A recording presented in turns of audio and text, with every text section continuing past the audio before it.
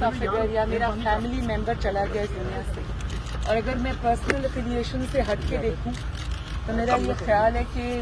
شاید پاکستان کو، صرف مسلم لیگ نون کو نہیں،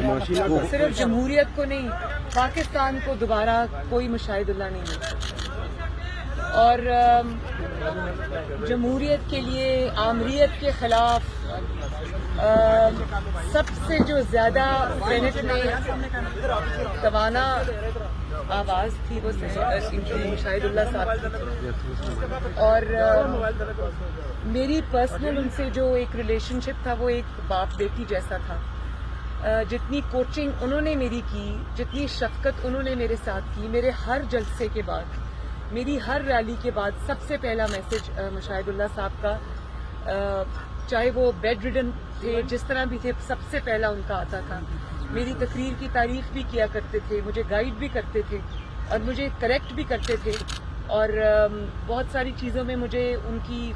جو ان کا ایک فن خطابت تھا اور جتنا علم کا دریا تھے وہ